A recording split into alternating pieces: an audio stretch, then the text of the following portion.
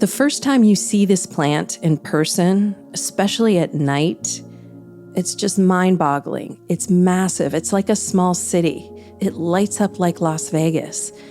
And the community that lives around this plant feel like it's daylight 24 hours a day. And it's a monstrosity. It's just, it's frightening. It's like Mordor, you know? It kind of represents doom for a lot of people that have to look at it every day. And it hasn't even started operations yet. That's the view according to Michele Fetting, program director for the Breathe Project, an organization focused on air quality in southwestern Pennsylvania. And the eerie, glowing structure that Michele describes as something reminiscent of the fiery wasteland of Tolkien's imagination, well, that's an ethane cracker plant, specifically Shell's newest cracker plant, recently constructed on the banks of the Ohio River, just 30 miles outside of Pittsburgh in Beaver County. And if you're thinking that an ethane cracker plant sounds like a place where they make the grossest, most inedible food, you're kind of right. It's certainly revolting. Cracker plants take so-called natural gas and expose it to temperatures up to 900 degrees Celsius. It's so hot that the ethane, a chemical compound abundant in gas, breaks down. So the ethane's molecular bonds crack apart and produce ethylene. It's an invisible gas with a sweet, musky smell. Ethylene, as in polyethylene, the most common type of plastic. So ethane is a key input to everything from trash bags to kids' toys. Every step in the life cycle of plastic, extraction, transportation, manufacturing, consumer use, and finally waste disposal, it all poses risks to our environment and to our health. In this episode, we're zooming in on that middle step of manufacturing in order to unpack the problems surrounding petrochemicals. And as the name suggests, petrochemicals are any and all chemicals created by refining petroleum, meaning they are very much under the purview of the fossil fuel industry.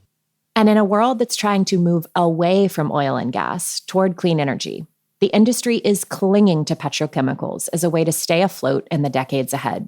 We want to explore this lifeline, why it's actually deadly, and what we can do to stop it. This is A Matter of Degrees, Stories for the Climate Curious. I'm Dr. Leah Stokes. And I'm Dr. Katharine Wilkinson.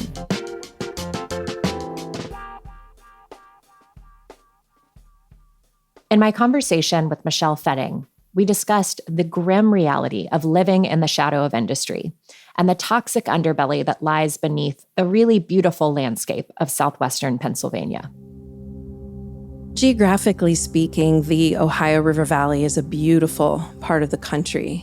Rolling hills and valleys, very lush vegetation, abundant water with not only our rivers, but streams, lakes, watersheds that really make this region rich in natural resources. But what you can't see and what's not so evident at first glance is the industrial legacy that exists in the valley.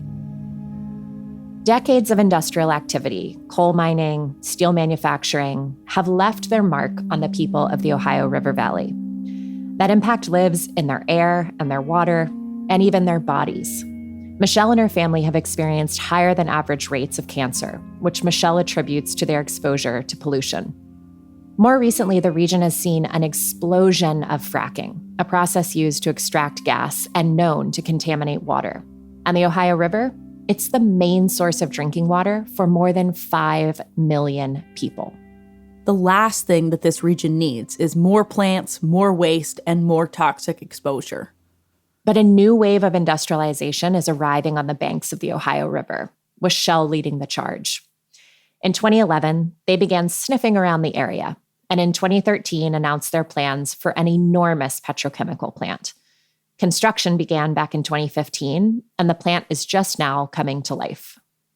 This region is really bracing itself for the Shell petrochemical plant in Beaver County to come online and start operating. This plant is going to make polyethylene pellets, basically plastic nurdles, which is the building block for pretty much all plastic, from the very thin kind of cellophane all the way up to very heavy plastic drums and more durable materials. The feedstock is ethane, but they need the gas to extract the ethane from the natural gas. So basically, they wanted access to that feedstock. And they saw how abundant our gas resources are here in this region. With the onset of fracking, we got a better understanding of just how much natural gas they could get out of the ground so that they wouldn't have to transport those materials very far. So that's really the reason I believe that Shell wanted to locate here. That, and they were courted by the state of Pennsylvania. They got a $1.6 billion tax break to build that plant in Pennsylvania. Wow, $1.6 billion. Just imagine how far that money could have gone if it was put into good things, into climate solutions. Well, I can actually tell you exactly what good it might have done, and I'm sorry this may hurt a bit, Leah. But that $1.6 billion, which was the largest tax credit in the state's history, it could pay for some 300,000 heat pumps for American homes. Wow, you really know how to cut me deep. You put it in heat pumps. It is the universal Stokes language. But the sad truth is, Leah, that the region's history of polluting industry makes it a prime candidate for this petrochemical expansion. We call these areas sacrifice zones, right? Communities where residents, typically low-income families, families of color, they live in proximity to sources of pollution, exposing them to all kinds of environmental threats. I think that this region has always been a sacrifice zone. And I think that elected leaders on the other side of the state felt like they could put this upon the community because, hey, we've had it before. We went through coal, we went through steel, we went through all kinds of boom and bust industries in this region. What's another one? They can handle a little bit of petrochemicals. They'll be okay. But the sad thing and the scary thing is that this plant was supported by the Beaver County Council. It was promoted and supported by people who live in the region, which is really hard to understand how they could bring this harm to their own communities. But again, I think some of it is cultural. Some of it is just the way it's always been, and this is who we are, and we need jobs first and foremost. And a lot of jobs were promised with the construction of this plant. And now that the plant is constructed, there are only going to be a few hundred workers at that plant. So now we're kind of seeing, oh, okay, we got a little boost. But ultimately, what we're finding is that communities are not getting what they were promised. And that's so disappointing and tragic. In exchange for shouldering this toxic burden, the community was promised job creation and an influx of money from out of state. But the benefits to the economy were largely short-term and unsustainable.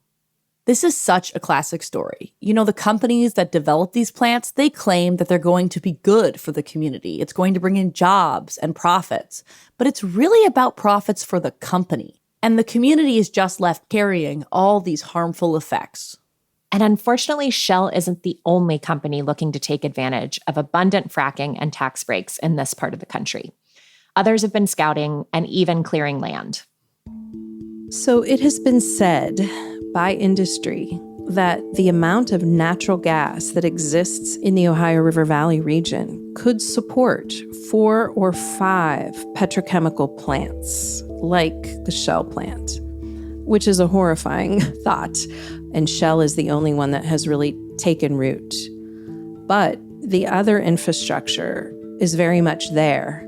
The increase in fracking operations, the pipelines that are necessary to get the gas to the compressor stations, to the cryogenic facilities that actually separate the different types of gas, the ethane from the methane, the butane, the propane, those all come out of the natural gas that they are fracking for in our region. So, Katharine, this is a pretty bleak picture you've painted for Southwest Pennsylvania. Not to take us deeper into despair, but I want some numbers. Do we know what the Shell plant could mean for the climate? I mean, in terms of how much carbon pollution it creates? Well, according to the Clean Air Council, which is another nonprofit that works closely with Michele's organization, that Shell plant in Beaver County will spew nitrogen oxides, volatile organic compounds, hazardous air pollutants, and more.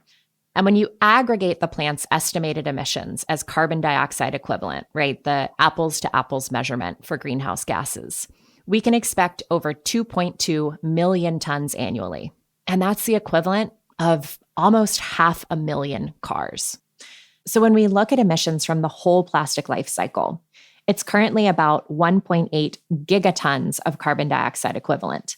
And if we don't do anything to curb the industry's growth, emissions are predicted to reach 4.3 gigatons by 2060. Wow, that is massive. I mean, that's like almost the size of all of the United States' current carbon pollution. Like that's the entire country of America's carbon pollution just from plastics. And the thing about the size of the problem is that it also tells us the size of the opportunity, which means we had better get busy curbing plastic. And that's exactly what Michele and other advocates are doing. So while the Shell plant is a done deal, they hope that they can prevent it from being the first of many and stop this further petrochemical buildout in the Ohio River Valley. And they're far from alone. This challenge is galvanizing lots of people in lots of places. Petrochemical plants use oil and gas to make plastic. So it's essentially where plastic comes from. They also make industrial chemicals and pesticides, and they're derived from crude oil and fracked gas. So if you think about like lining up a row of dominoes, fracking is sort of the first one that tips everything into place. So eventually, they convert the components of oil and gas into chemicals like ethylene, propylene, butadiene, and methanol. These are really, really nasty compounds, and these are the building blocks for plastic. The industry is ramping up production. This should be a massive concern to anybody that cares about climate because plastic, and I'll say the industry plastic footprint, is a big part of this. That's our second guest, Shilpi Chhotray, co-founder and executive director of People Over Plastic. It's an environmental justice media project that, as the name suggests, looks at the impacts of plastics and petrochemicals and tries to get us beyond them. I asked Shilpi, why is the fossil fuel industry so keen on plastic? It's because petrochemicals, in a way, are giving the fossil fuel industry a lifeline.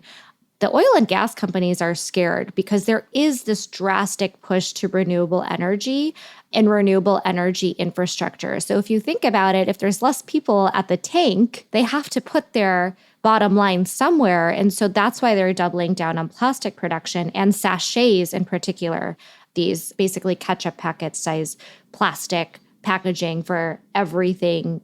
Rice, sugar, conditioner, shampoo. You see it mostly in the global south, but they're really ramping up on this low value plastic packaging because it's cheaper. You know, the lower the value, the cheaper it is to produce, so they can make more of it and hit their quotas. So it's all very connected to profits.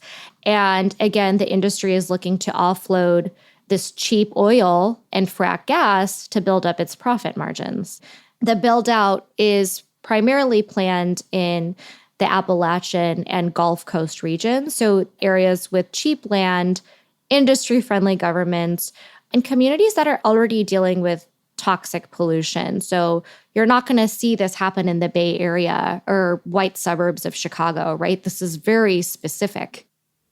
This big petrochemical buildout is basically a last-ditch effort for the oil and gas industry to shore up its profits in a world seeking to move past fossil fuels.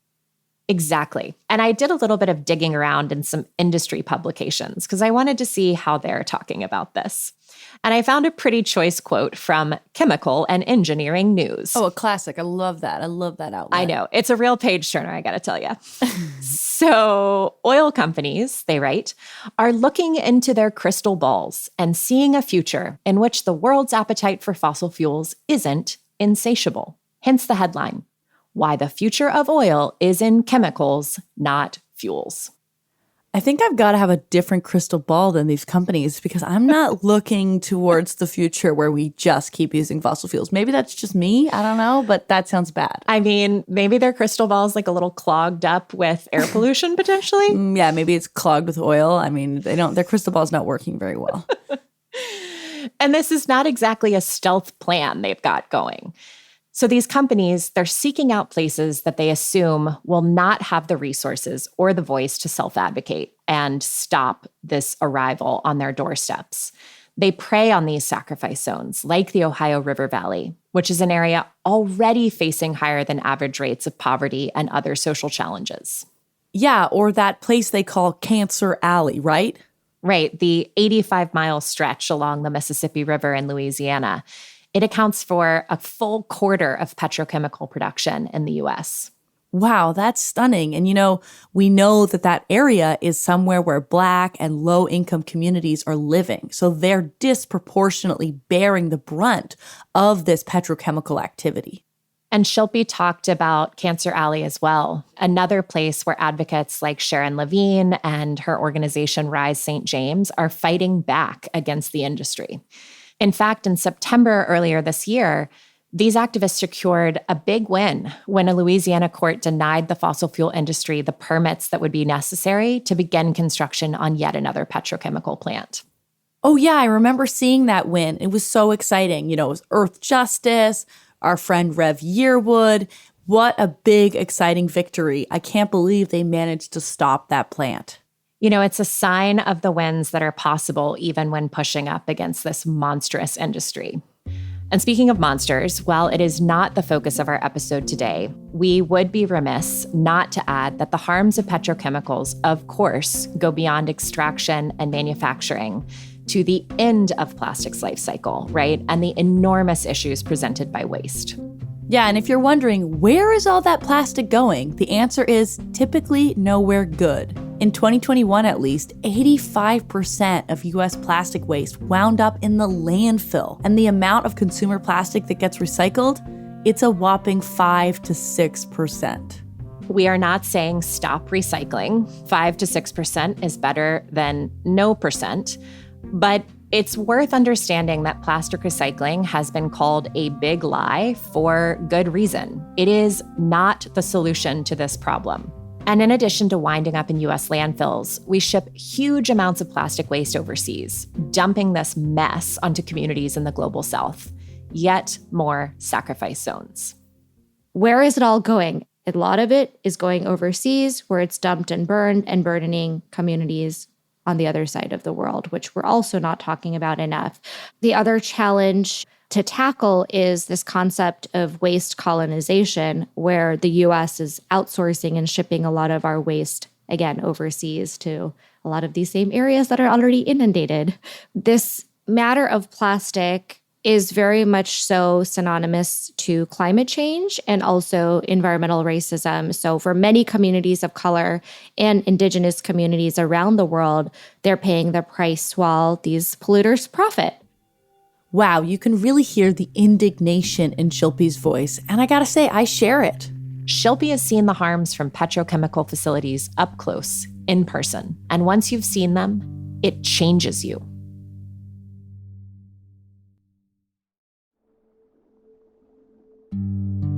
A few years back, Shilpi visited Houston, Texas, the oil capital of the world.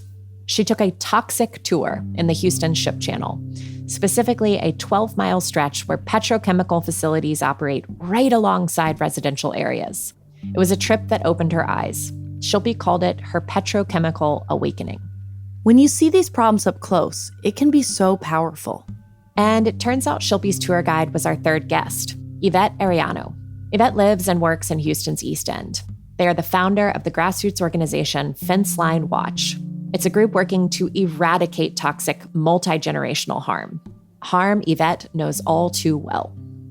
Oil and gas and petrochemical infrastructure has always kind of been in the background of my life. Everything from them hosting back to school gatherings and giving everybody in the community, backpacks with Shell, Chevron, and Exxon logos, to my dad being a janitor his entire life, still to today, for Chevron. They've definitely fostered an entire culture behind oil, gas, and petrochemicals that's problematic and definitely a strong piece of propaganda that lives in my childhood and in a lot of kids growing up here in Houston. Years later, Yvette found themselves volunteering at a local mental health facility, working outside in the garden. Here, too, they couldn't escape the looming influence of petrochemicals. I thought, well, I want to be out here. I want to reconnect with the earth. I want to have systems where we can grow food and eat our own food. And all the time in the background, there was this big looming petrochemical facility. And I was just kind of weeding and doing the everyday duties in the garden, even though there was this big looming cloud, even though it smelled, even though I could feel in my essence it was bad. I was getting dizzy. I was getting nauseous. I would have to go inside. I chalked it up to things like heat, exhaustion, and all this other stuff. Though Yvette didn't know it, a lifetime of toxic exposure was already accumulating in their body, and they were beginning to experience the results. The health impacts of this kind of toxic pollution can be incredibly serious and often deadly. One study shows that cancer rates in Louisiana's Cancer Alley are 44% higher than the national average. It's shocking, and it's so cruel. In our conversation, Yvette described the haunting smells of pollution that hover in places like Cancer Alley and East Houston. The smells can go from smelling gasoline in the air, like you would at a gas station, to smelling burning plastics. Nail polish acetone, there's one that's super sweet. And it's not the kind of sweet that you associate with like a cookie, but a kind of irritating sweetness in the back of your throat. And then there's, not so pleasant smells like rotten eggs, right? That's sulfur. Sometimes you can see it and sometimes you can smell it and sometimes you can't. And that's where we get into dangerous territories. Yvette's health continued to decline. They began to find mysterious lesions and scabs all over their body and live with inexplicable bouts of pain. And eventually, I came to a pass where I couldn't move one day. And I was keeling over in the bathroom, and I would take breaks to give myself the ability to feel that pain because I was really trying to work through it. And I knew that all these years working on these issues had affected me in a way that there's no coming back from. If we spend too much time in the weeds of climate reports, economic forecasts, policy debates, this is what we can miss. The lived experience of people like Yvette suffering the consequences of someone else's actions, the actions of unethical corporations and politicians. And you can really hear it in Yvette's voice, that desire to be okay, to be healthy, to keep pushing through it, to get back to the work of helping their community. But sometimes the things the body has suffered aren't going to heal, and we have to figure out how to adapt to a new reality. Before Yvette continues telling their story, I want listeners to know that this takes us into some painful content about reproductive health. And I also want to acknowledge and thank Yvette for their incredible generosity in sharing this story. The day that I couldn't take it anymore, I called a Planned Parenthood. And I was like, I need this service. I need to get checked out. I don't have a lot of money. And they said, yeah, sure, come in. And like a lot of folks out there now, I was negotiating with my doctor, what can I get now for the lowest cost that will help me understand? And so it was a blood panel.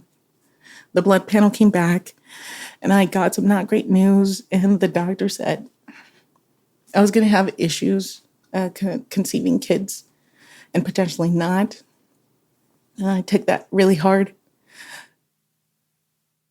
Yvette carries the impacts of the fossil fuel industry and petrochemical production in their body everywhere they go. It has ripped possibilities out of their life. Amidst so much pain and loss, Yvette decided to take hold of the agency they still had, to raise their voice and say, What happened to me didn't have to happen. What happened to me is wrong. And so I went back and I started doing the work with a new perspective, a new diagnosis, and a new understanding over how I was harmed and affected. And I think that's really difficult for folks to recognize how we're being harmed. But it also gave me a new sense of direction. Like, how many women are out there that are having the same issues, that don't have the resources, that are negotiating when enough is enough with the pain that they're having? Beyond the reality of their own diagnosis, Yvette sees a wider tragedy at work, which is that they are not alone. So many others face the same threats, breathing the same air.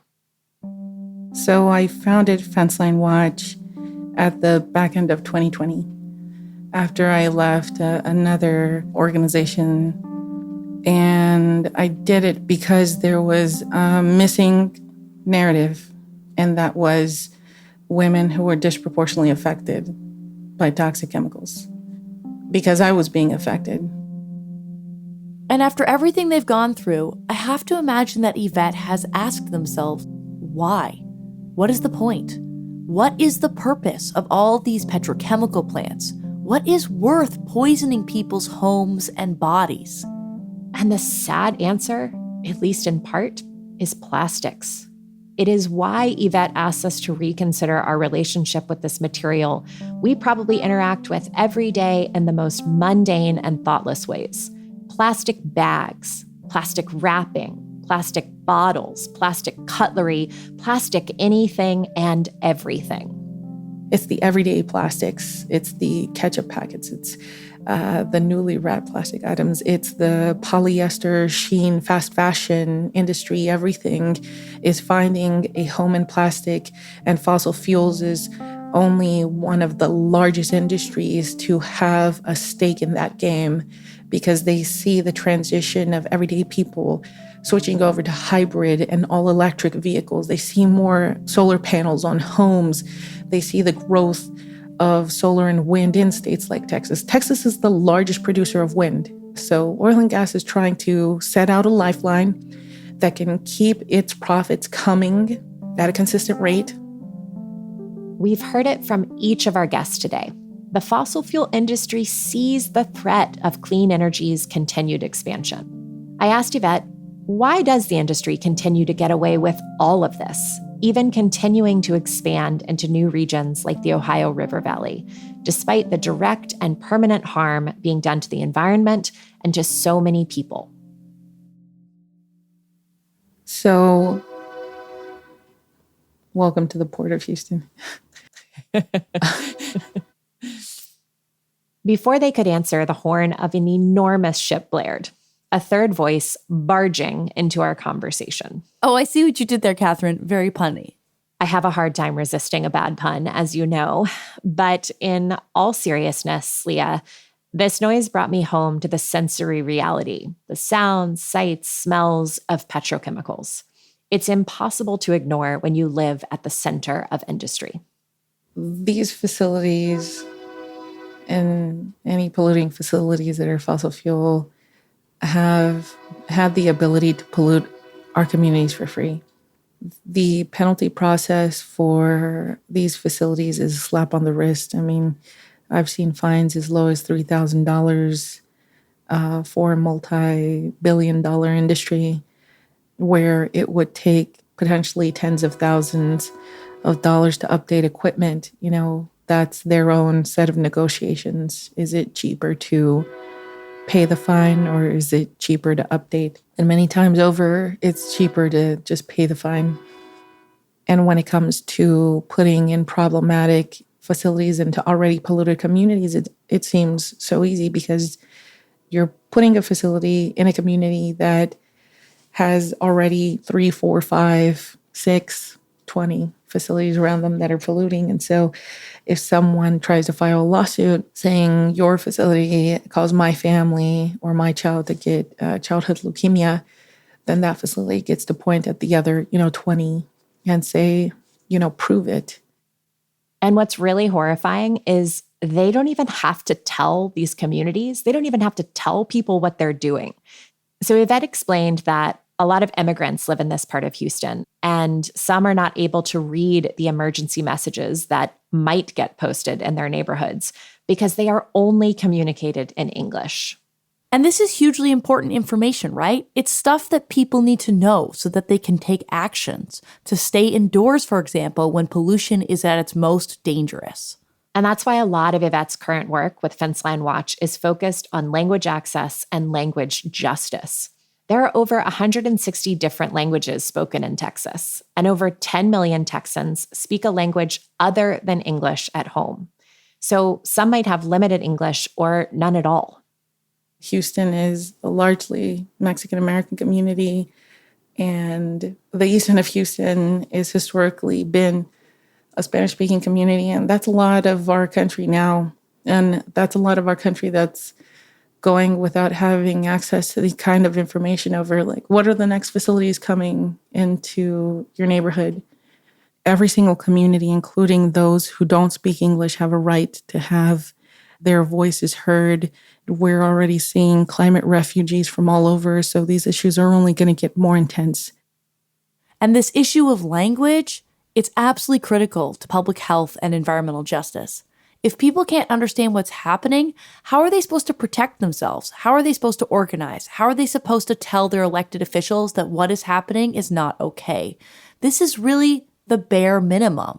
Yeah, if you can't access fundamental information about what's going on, how can you fight for a safe community or a livable future? It's vital for participation in a democratic system. And if we want to get on top of this problem of petrochemicals, participation is a big part of the solution. We need to work on reestablishing the strength behind the Voter Rights Act.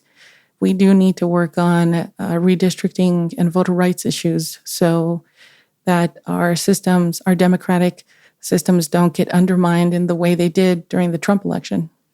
We need folks to call their representatives and senators and say, hey, yeah, we need less plastic in our world, and we need a moratorium, which would cause a pause in new plastic facilities showing up in communities like mine, the Gulf Coast, Appalachia.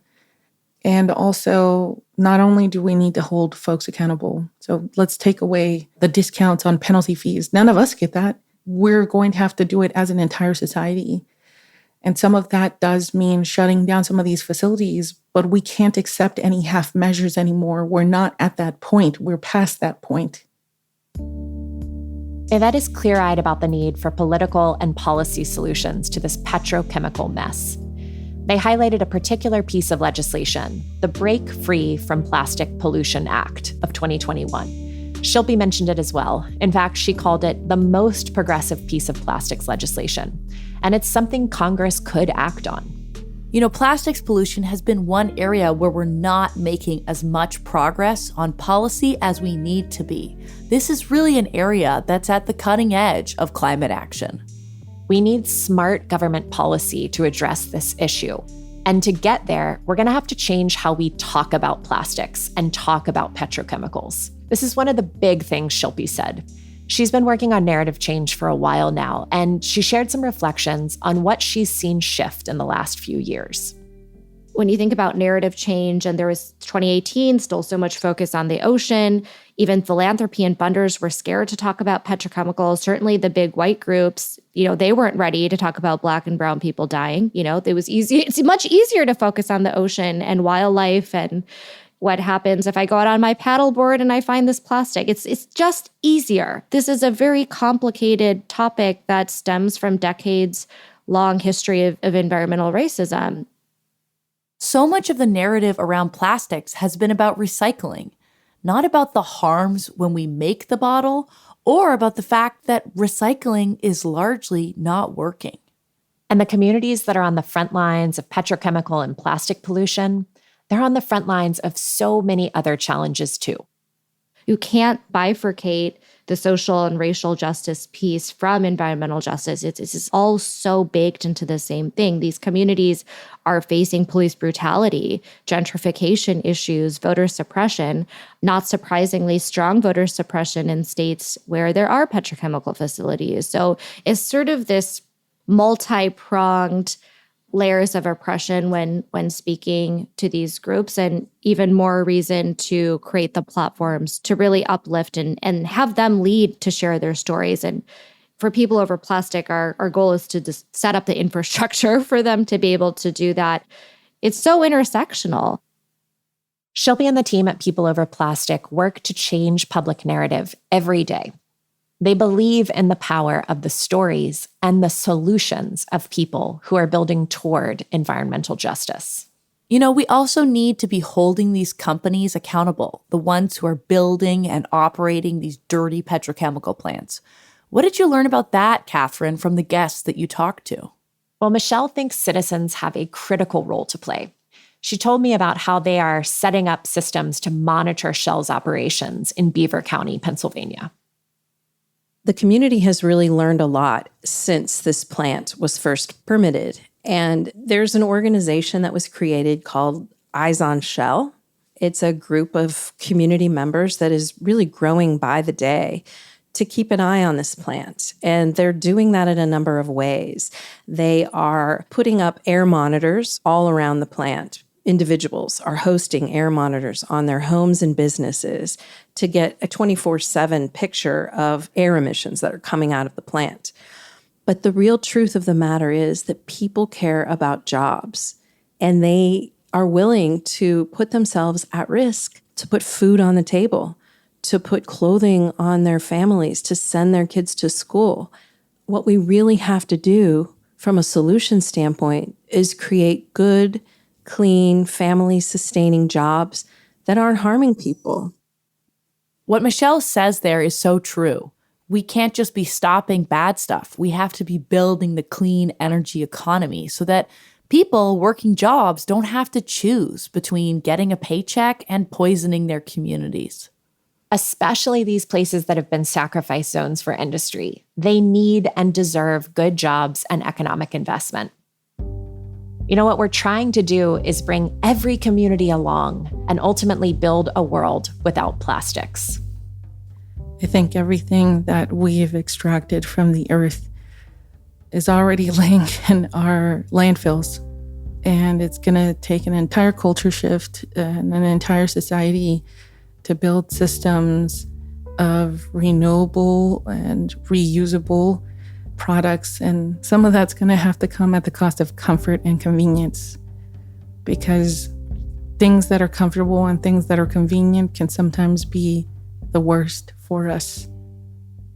Yvette believes we can absolutely move beyond extraction, pollution, and waste, maybe even more easily than we think. Yeah, after all, plastics have really only been with us for like a century. And Shilpi says that if we're looking for a vision of a world beyond petrochemicals, we should begin by asking those most harmed in the present, like the folks in the Ohio River Valley. I would love to know from residents and people that live there, what would your dream day-to-day look like? Would it be more community parks, more infrastructure for safe drinking water, more churches and schools? These are all things that could, very much go back into the community, benefit the community. Michele had some thoughts on exactly that. I want to see our region stop being a sacrifice zone for the oil and gas industry and for the fossil fuel industry. I want to see our region lifted up and protected and recognized for the beautiful, clean, abundant place that it is. I want to see people swim in the rivers. I want to see people drink the water without fear that is contaminated with PFAS chemicals or radioactive material from fracking. And she believes this future beyond petrochemicals lies in our hands, in the hands of communities and advocates across the country and the globe. It's an everyday battle. And I am just so proud of the people in this region that are fighting and working to really put fossil fuels behind us and look to a new day when we can break free of these toxic materials and start to really look for cleaner and more natural solutions that are going to benefit everybody. That's what I think so many of us are working towards. And I'm just very proud of the people that are in that fight, because it's a tough fight to be in, but we're starting to win more. And that's what's very exciting. And that's what keeps a lot of us going. You've brought us such a powerful story today, Katharine. And, it's sad and it's dark, but it's also hopeful. I'm so impressed by the work of Shilpi, Michele, and Yvette, who, despite everything, are still hoping and working and believing that a better future is possible. All three of these leaders remind us that we have to have the capacity to see the hard truths of the present and imagine the future we want. We have to keep one foot on our current and maybe toxic ground and plant the other in a life-giving future. Yvette reminds us of that and of what's at stake. Petrochemicals is killing us in a way that is not immediate. It is reducing our dignity of life. And I know folks understand what the disproportionate impact is. I hope that they're getting a glance of that now, hearing this. But everyone is affected in a way that they might not see in their lifetime, but their children's and their children's children. So it's a multi-generational problem, and we're harming our future in the process. And it's fatal, but it's true. And I'm someone who doesn't shy away from the truth. And I hope that listeners don't shy away from the truth either, because it's hard to hear and it's hard to digest. But the sooner we recognize the problem, the sooner we can get towards working on solutions. A Matter of Degrees is co-hosted by me, Dr. Leah Stokes. And me, Dr. Katharine Wilkinson. We are a production made in partnership with Frequency Media, the 2035 Initiative at UC Santa Barbara, and the All We Can Save Project. Thanks to our funders and supporters who make this show possible. Energy Foundation, Northlight Foundation, McKnight Foundation, Bloomberg Philanthropies, and the 11th Hour Project. If you're digging the show, please hop on Apple Podcasts or Spotify and give us a 5-star rating or leave us a review. Jordan Rizzieri is our producer. Catherine Devine and Emily Krumberger are our associate producers. Ina Garkusha is our supervising producer. And Michelle Corey is our executive producer. William Cagle and Ellie Katz wrote the script, and Isabel Moncloa Daly and Becca Godwin were script editors. Matthew Ernest Filler is our lead audio engineer, mixer, and sound designer, with dialogue editing and additional mixing by Claire Bidigary Curtis. Rose Wong designed our new show art, and Sean Marquand composed our theme song. Additional music came from Blue Dot Sessions. Research, fact-checking, communication, and production support by Daniela Schulman, Amarachi Metu, and Madeline Jubilee Saito. Come back soon as we tell more stories for the climate curious.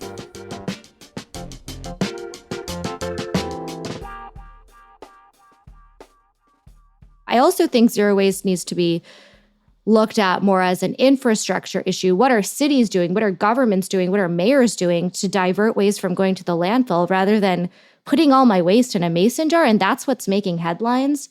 I'm sorry, I got really fired up on this because it's a narrative that absolutely needs to be debunked if we're going to make any real kind of systemic and policy change. Well, also, who wants to go to the stuff it in a mason jar party? That. A lot of people, Katharine, apparently.